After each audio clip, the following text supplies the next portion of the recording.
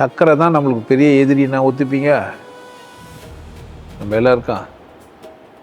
சர்க்கரை தான் எதிரின்றதுக்கு ஒரே சாட்சி, அங்கே தான் டாக்டர் அதிகமாகறான். சர்க்கரை எந்த நாட்டில் கண்டுபிடிச்சாங்களோ அந்த நாட்டில் தான். ஏன்?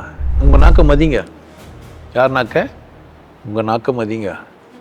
உங்கள் மனசை அதை விட அதிகமாக மதிங்க. உங்கள் மனசு அப்படி இல்லை, யாரோ கற்றுக் கொடுத்த மனசாக இருக்குது. முதல்ல கற்றுக் கொடுத்த மனதுலேருந்து வெளியே வாங்க.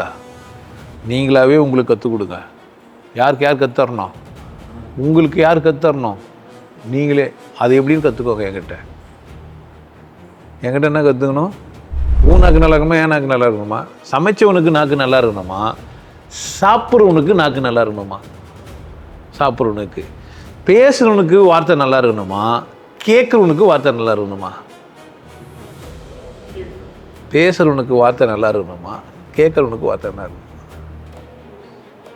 இங்கே தான் சிக்கல். சமைக்கிறவனுக்கு நாக்கு தெளிவாக சொல்லிட்டீங்க, அவனுக்கு நல்லா நாக்கு சுவையே தெரியாத கூட என்ன பண்ணிடலாம், எடுத்து இந்த அளவு போட்டு சொல்லிடலாம். பேசுறவருக்கு மனிதன் மட்டுமே சுவைக்க தெரிந்தவன், ஏனைய ஜீவராசிகள் சுவைக்கலாம்.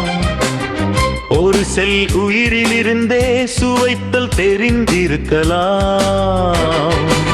ஆனால் அருமையாக அழகாக தேவைக்கேற்றபடி மாற்றி அமைத்துக் கொள்ளும் பண்பு மனிதனுக்கு மட்டுமே இருக்கிறது. சுவை கூட்டவும் குறைக்கவும் பலவிதமான சுவைகளை உருவாக்கவும் வல்லவனாக இருக்கிறான். எனவே அவன் வாழ்க்கை அற்புதமாக இருக்கிறது.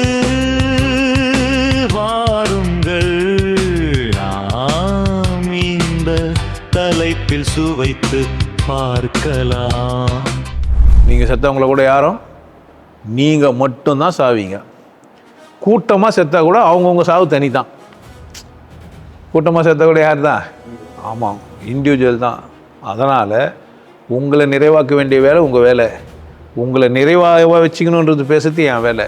என்னை ஒத்துக்கோ ஒத்துக்காமல் போ. ஆனால் நான் பேசுறதுல நிறைவாயிட்டேன். கேட்டு சுவைக்கிறதுல யார்கிட்ட தான் இருக்குது? சிவயோகி வழங்கும்